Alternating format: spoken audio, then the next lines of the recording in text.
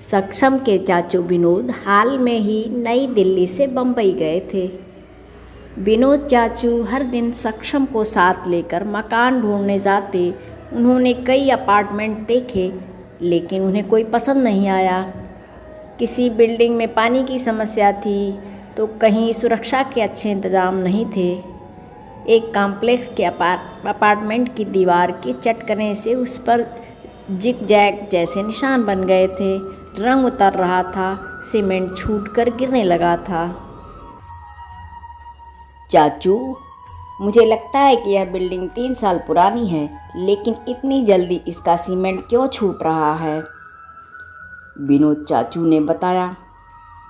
बेटा, इसके 3 कारण हैं। पहला कारण, मिट्टी की जो ईंटें बनाई गई हैं वह रेत युक्त हैं। दूसरा कारण, ईंट पाथने के लिए प्रयोग किया गया पानी खारा रहा होगा।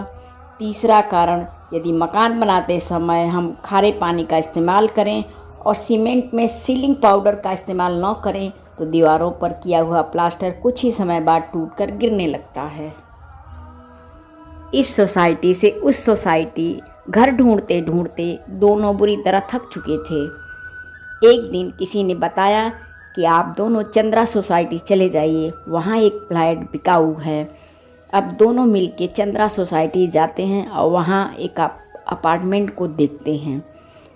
सक्षम और विनोद ने उस अपार्टमेंट को देखा। विनोद और सक्षम को यह सोसाइटी बहुत अच्छी लगी। नाम के अनुसार यहाँ पर इको फ्रेंडली वातावरण, वाटर हार्वेस्टिंग, बिजली के लिए सोलर सिस्टम लगा हुआ था। 3 मंजिला सोसाइटी में 60 अपार्टमेंट थे और लिफ्ट नहीं थी। यह हाईवे के बिल्कुल नज़दीक थी। सक्षम को सोसाइटी के गेट पर बना गार्डन बड़ा ही सुंदर लगा। फ्लैट में बड़ी बड़ी खिड़कियां थी, खेल ग्राउंड था, मैदान था, स्विमिंग पूल था और भी बड़ा ही खूबसूरत रूप से बना हुआ था। अब उन्हें यह फ्लैट बहुत पसंद आया। विनोद ने यह फ्लैट खरीद लिया। उनके पड़ोसी केपी सिंह और उनके 2 बच्चे थे। ये बच्चों से सक्षम की दोस्ती हो गई।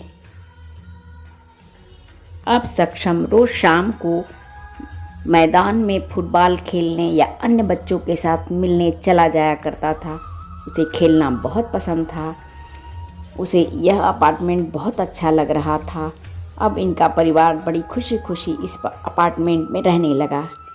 एक दिन विनोद जब ऑफिस चला गया तो सक्षम ने अपने दादाजी को घूमने के लिए मनाना शुरू किया।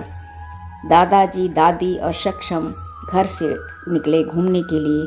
कुछ दूर जाने के बाद फिर जब वो लौट कर के आते हैं तो उनको एहसास हुआ कि उनके पास तो चाबी ही नहीं है। सक्षम ने अपने दादा से कहा, मैंने सोचा चाबी आपके पास है। दादाजी बोले, मैंने सोचा है चाबी तुमने रखी है।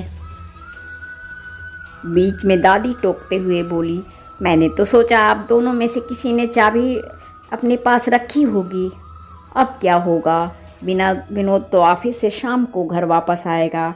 तब तक हम लोगों को यहाँ बाहर इंतज़ार करना पड़ेगा। दादाजी ने सक्षम से कहा, विनोद को फ़ोन लगा के पूछो कि क्या घर की चाबी उसके पास है। सक्षम ने विनोद चाचा को फ़ोन लगाया और पूछा कि चाचा, क्या चाबी आपके पास है? विनोद ने कहा, नहीं, चाबी मेरे पास नहीं है। जब मैं ऑफिस के लिए सवेरे निकला था तो मैंने देखा कि चाबी का गुच्छा टेबल पर ही पड़ा हुआ था।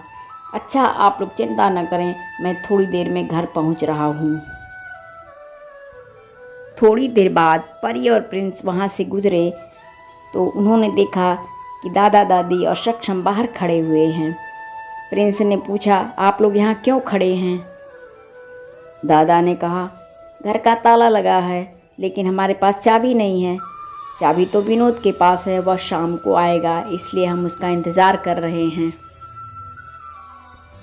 प्रिंस ने हंसते हुए कहा, लगता है विनोद चाचा हमारे घर चाबी रख कर भूल गए हैं। उन्हें याद ही नहीं है कि एक चाबी तो हमारे पास भी है। यह कह करके वह दौड़ता हुआ अपनी मम्मी से चाबी मांगने चला गया। थोड़ी देर बाद उसकी मम्मी भी वापस आ गईं और उन्होंने चाबी का गुच्छा सक्षम को थमाया। विनोद जैसे ही वापस आता है तो उन्होंने देखा कि प्रिंस और दीपा ने चाबी को सक्षम को दिया। विनोद ने कहा, मैं तो भूल ही गया था कि मैंने एक चाबी आपके पास छोड़ रखी है। आप लोगों का बहुत बहुत धन्यवाद। विनोद को नए शहर में इको फ्रेंडली अपार्टमेंट ही नहीं मिला बल्कि एक अच्छा मददगार पड़ोसी भी मिल गया। यदि हमें भरोसेमंद पड़ोसी और मददगार पड़ोसी मिल जाए तो हमारा रहना आसान हो जाता है। आपको यदि मेरी कहानी पसंद आए तो मेरे चैनल को लाइक, शेयर, सब्सक्राइब ज़रूर कीजिए। धन्यवाद।